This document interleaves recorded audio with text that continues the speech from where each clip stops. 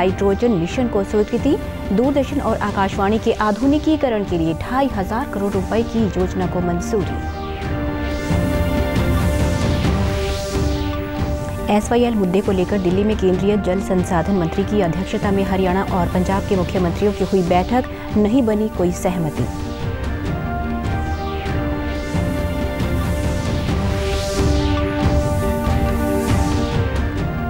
राज्य सतर्कता ब्यूरो के महानिदेशक ने कहा, सरकारी विभागों में भ्रष्टाचार के खिलाफ सक्रिय अभियान में ब्यूरो ने दर्ज किए भ्रष्टाचार से संबंधित रिकॉर्ड मामले।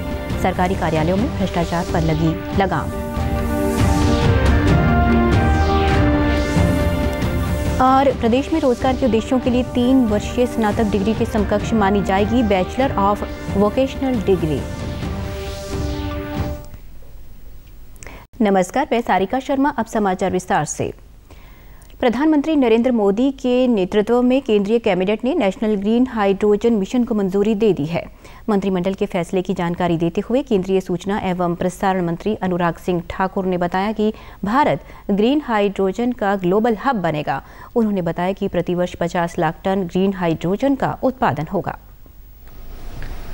क्लाइमेट क्षेत्र में क्वांटम जंप देने के लिए उन्होंने ग्रीन हाइड्रोजन के क्षेत्र के बारे में खुलकर चर्चा भी की और ग्रीन हाइड्रोजन के क्षेत्र के लक्ष्य की प्राप्ति के लिए तिरंगे को साक्षी मानकर माननीय प्रधानमंत्री जी ने उस समय नेशनल हाइड्रोजन मिशन की घोषणा की थी और इसी को ही आज नेशनल ग्रीन हाइड्रोजन मिशन को केंद्रीय मंत्रिमंडल ने मंजूरी दी है।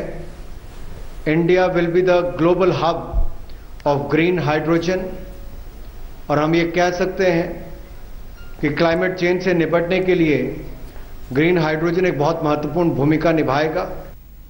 केंद्रीय मंत्री ने कहा कि दूरदर्शन और आकाशवाणी के आधुनिकीकरण के लिए कैबिनेट ने अहम फैसला लेते हुए 2,500 करोड़ रुपए की योजना को मंजूरी दी है।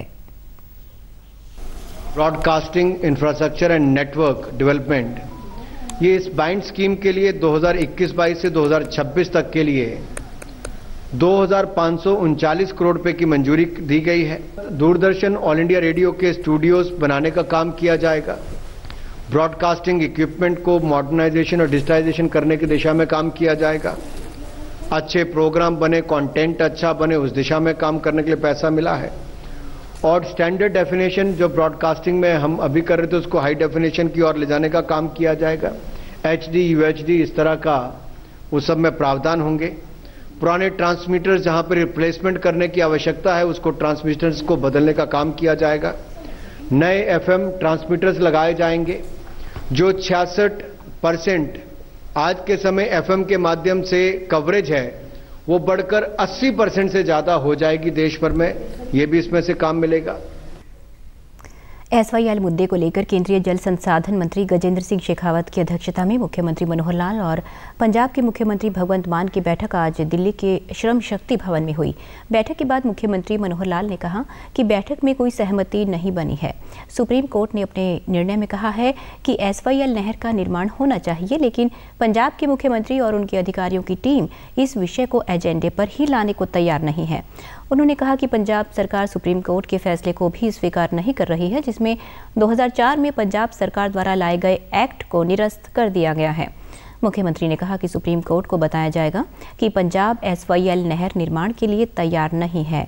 मुख्यमंत्री ने स्पष्ट किया कि SYL हरियाणा वासियों का हक है और उन्हें पूरी आशा है कि हमें यह हक अवश्य मिलेगा। उन्होंने कहा कि हरियाणा के लिए SYL नहर का पानी अत्यंत आवश्यक है। अब इस मामले में टाइमलाइन तय होना जरूरी है ताकि प्रदेश के किसानों को पानी की उपलब्धता सुनिश्चित हो सके।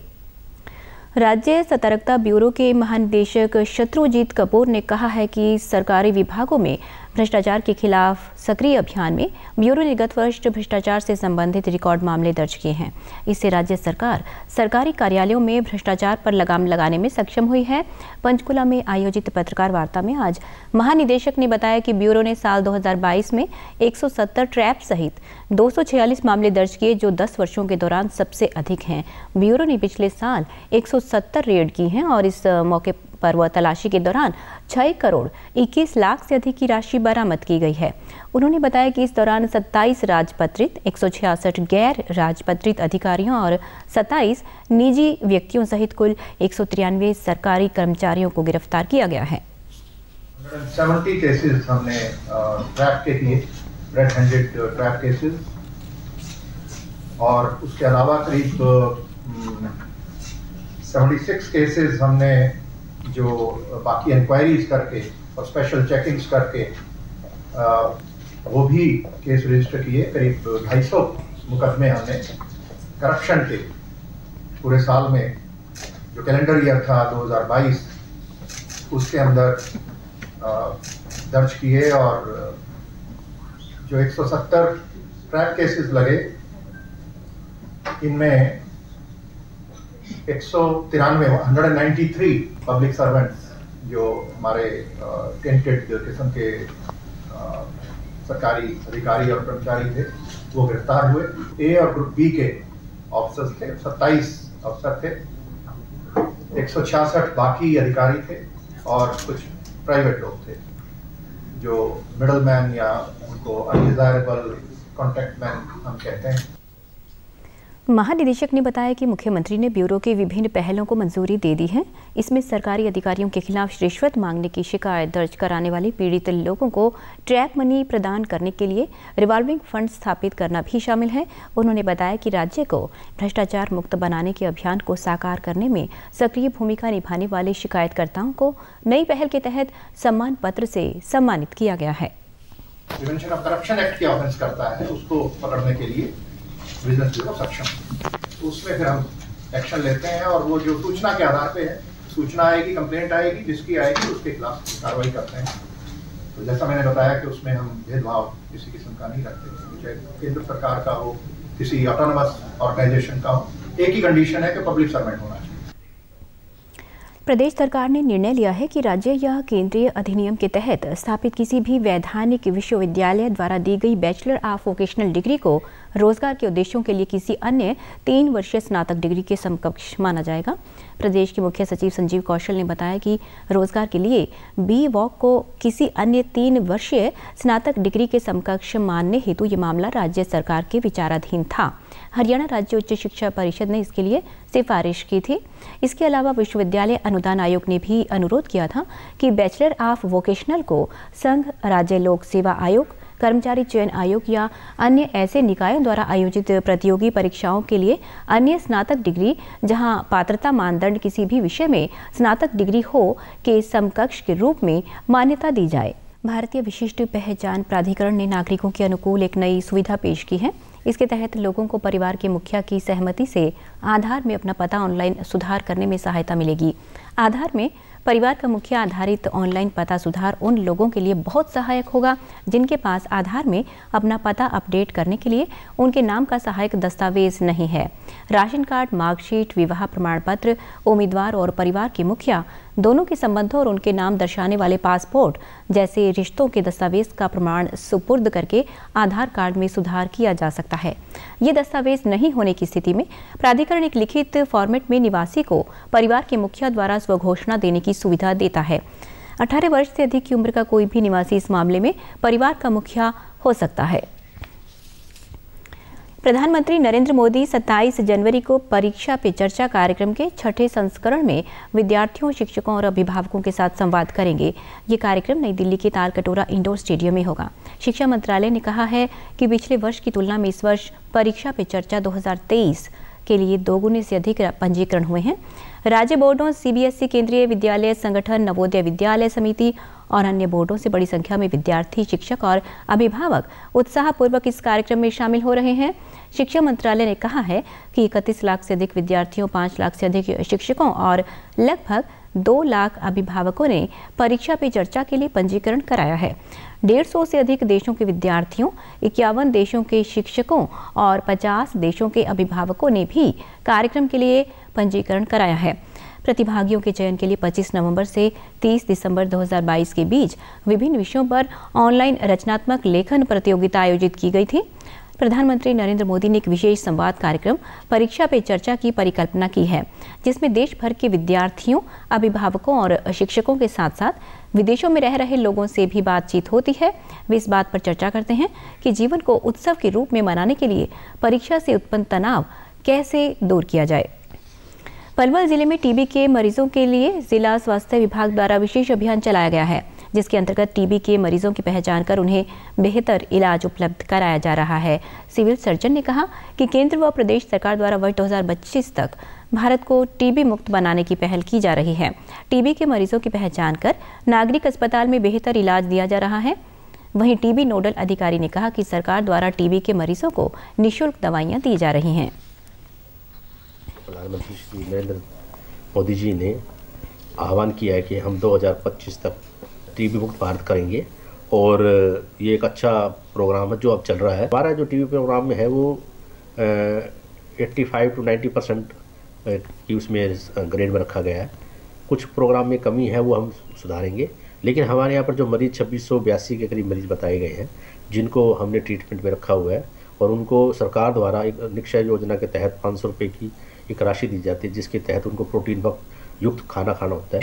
वो 500 रुपये भी उनको डीबीटी यानी डायरेक्ट बैंक ट्रांसफ़र के जरिए उनके खाते में पहुँचा दिया जाता है। यहाँ पे हमारे पास लगभग 80 to 100 मरीज़ डेली ओपीडी होती है हमारी जो है, और इसमें हम मरीजों को सारी दवाइयाँ फ्री देते हैं और इसके साथ में जो भी टीबी का मरीज़ हमारा डायग्नोज होता है उसको 500 रुपये हर महीने गवर्नमेंट की निक्षय पोषण योजना के तहत दिए जाते हैं, जब तक उसका इलाज हम चलाते हैं। मिनिमम 6 मंथ तो कम से कम दिया जाता है।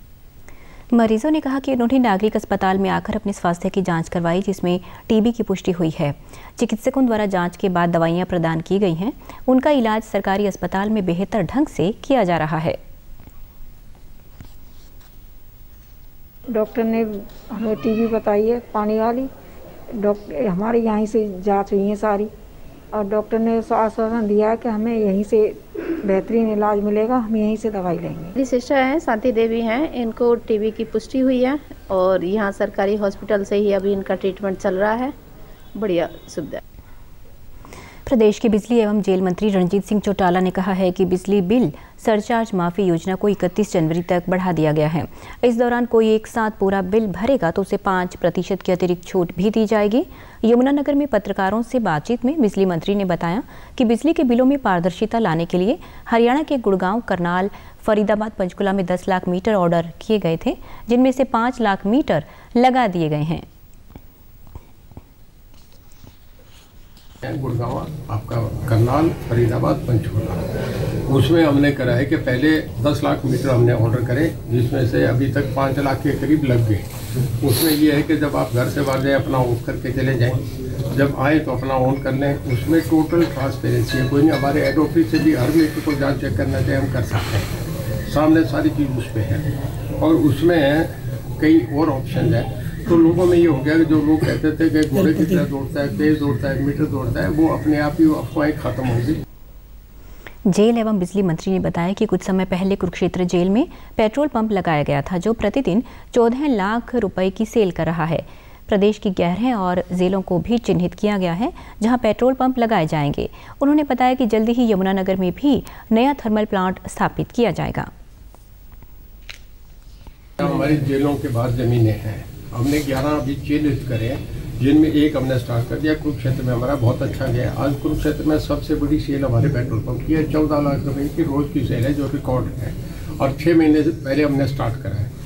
अब उसके बाद 11 जेलों में हमारा हो रहा है, उनमें हम सोच रहे हैं, हमने तय कर लिया उनमें अपने पंप्स हो रहे हैं। उसमें एक तो मोटिवेशन होती है, जो कैदी अंदर बैठ रहा है उसको ये होता है कि वो बाहर जाएगा, जिसका कंडक्ट बढ़िया है, जो पेट्रोल पे टाइम से गया अंदर फिर वापस आ गया, जिसका कभी झगड़ा नहीं हुआ अंदर, ऐसे आदमी पे जिसमें भरोसा बनता है उसको हम बाहर भेजते हैं। अंत में इस बुलेटिन के मुख्य समाचार एक बार फिर। केंद्रीय कैबिनेट की बैठक में लिए गए कई अहम फैसले। नेशनल ग्रीन हाइड्रोजन मिशन को स्वीकृति। दूरदर्शन और आकाशवाणी के आधुनिकीकरण के लिए 2500 करोड़ रुपए की योजना को मंजूरी।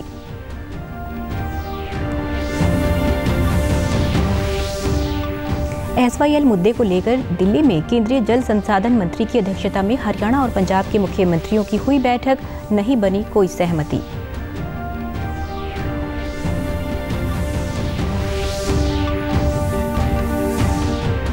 राज्य सतर्कता ब्यूरो के महानिदेशक ने कहा, सरकारी विभागों में भ्रष्टाचार के खिलाफ सक्रिय अभियान में ब्यूरो ने दर्ज किए भ्रष्टाचार से संबंधित रिकॉर्ड मामले। सरकारी कार्यालयों में भ्रष्टाचार पर लगी लगाम।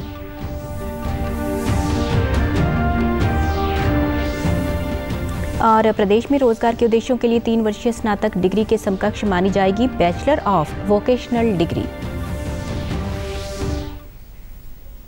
समाचारों में आज इतना ही। नमस्कार।